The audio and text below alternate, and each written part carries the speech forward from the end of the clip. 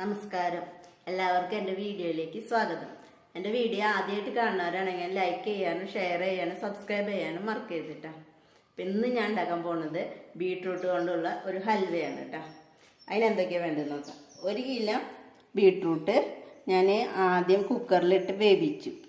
എന്നിട്ട് അത് ചെറിയ കഷ്ണങ്ങൾ, അതിൻ്റെ തൊലി കളഞ്ഞ് ചെറിയ കഷ്ണങ്ങളാക്കിയിട്ട് മിക്സിയിലിട്ടിട്ട് കുറച്ച് വെള്ളം ഒഴിച്ചിട്ട് അടിച്ചെടുത്തു കേട്ടോ. പിന്നെ ഒരു തേങ്ങയുടെ 1-ാം പാലും 2-ാം പാലും, പഞ്ചസാര, പിന്നെ അണ്ടിപ്പരിപ്പ്, പിന്നെ നെയ്യ്. അപ്പോൾ എങ്ങനെ ഉണ്ടാക്കാമെന്ന് നോക്കാം കേട്ടോ. ഞാൻ പാൻ വെച്ച് ചൂടാക്കട്ടെ കേട്ടോ. ഇതിലേക്ക് 4 ടീസ്പൂണ് നെയ്യ് ഒഴിക്കാം കേട്ടോ. 3 ടീസ്പൂൺ മതി, പിന്നെ വേണമെങ്കിൽ ഒഴിക്കാം. നെയ്യൊന്ന് ചൂടാക്കട്ടെ കേട്ടോ. ഇതിലേക്ക് അണ്ടിപ്പരിപ്പ് ഇതൊന്ന് വറുത്തെടുക്കാം കേട്ടോ. ആദ്യം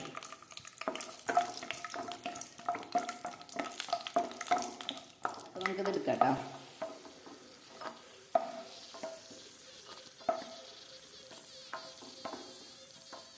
ഇതിലേക്ക് നമ്മൾ ബീട്രൂട്ട് അടിച്ചത് ചേർക്കാം കേട്ടോ.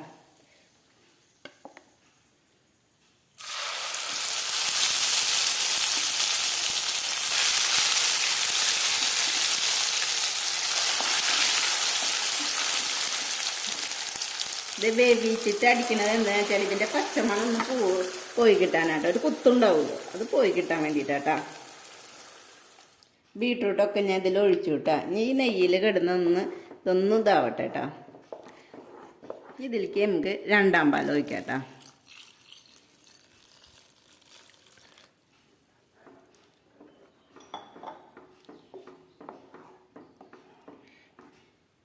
ഇതൊന്നിങ്ങനെ ഇളക്കി എല്ലായിടത്തേക്കും ഒന്ന് യോജിപ്പിക്കും.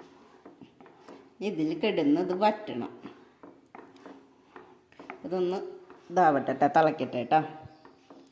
ഇനി നമുക്കിതിലേക്ക് മധുരം, ഇതിലേക്ക് ആവശ്യമായ മധുരം നോക്കട്ടെ. ഇതിലൊരു 10 ടീസ്പൂൺ ഇടാം കേട്ടോ. ഞാൻ 10 ടീസ്പൂണ് പഞ്ചസാര ഇട്ടു. ഇനി ഇത് നന്നായി ഇളക്കി എടുക്കണം. നോക്കിയിട്ട് മധുരം കുറവാണെങ്കിൽ ഇടാം കേട്ടോ. ഇത് ഇന്ന് വറ്റട്ടെ കേട്ടോ.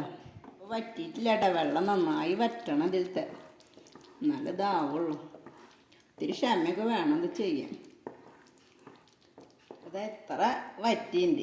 നമുക്കിതിലേക്ക് 2 ടീസ്പൂൺ അരിപ്പൊടി തേങ്ങാപ്പാലിൽ കലക്കിയിട്ട് ഇതിൽ ഒഴിക്കാം കേട്ടോ. അപ്പോൾ ഇത് പെട്ടെന്ന് വറ്റി കട്ടയായിക്കോളൂ കേട്ടോ. കയ്യുമ്മളിക്കൊക്കെ പൊട്ടി തെറിക്കുക. ഇനി നന്നായി ഇളക്കുക. ഇവിടെ ആകെ തെറിച്ചിട്ടുണ്ട്. ഇതൊക്കെ പുറത്ത് കൊണ്ടുപോയിട്ട് ഉണ്ടാക്കാനേ പറ്റുള്ളൂ തോന്നുന്നു.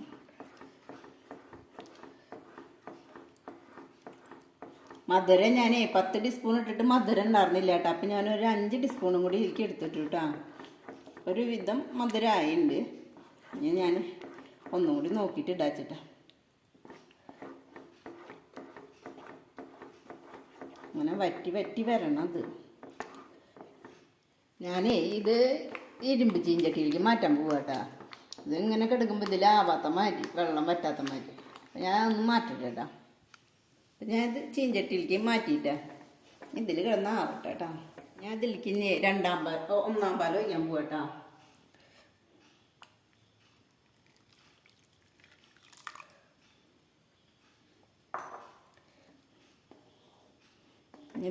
ഇതിൽ കിടന്ന് അങ്ങനെ നന്നായി വറ്റണം. ഇതിൻ്റെ ഒപ്പം തന്നെ ഞാൻ പഞ്ചസാര ഏലക്കായും കൂടി പൊടിച്ചിട്ടുണ്ട്, അതും ചേർക്കുന്നുണ്ട് കേട്ടോ.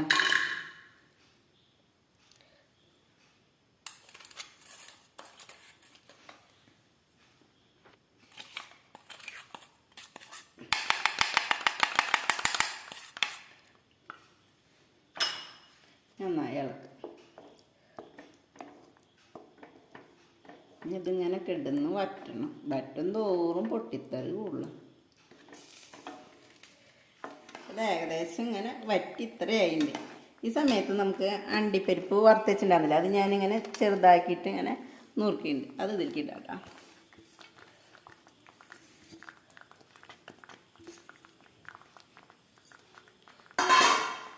നന്നായി ഇളക്കുക. കുറച്ചും കൂടി ഉണ്ട് വെള്ളം, ഇതൊന്നും വറ്റാട്ടാ. നന്നായി വറ്റണം. ആവട്ടെ കേട്ടോ. ഇതായിണ്ട് കേട്ടോ. അപ്പോൾ കണ്ട എണ്ണയൊക്കെ ഇങ്ങനെ തെളിഞ്ഞ് വരുന്നുണ്ട്. ഇത് വിട്ട് വരുന്നുണ്ട്. അപ്പം നമുക്ക് ഇതിന് പ്ലേറ്റിലേക്ക് മാറ്റാം കേട്ടോ.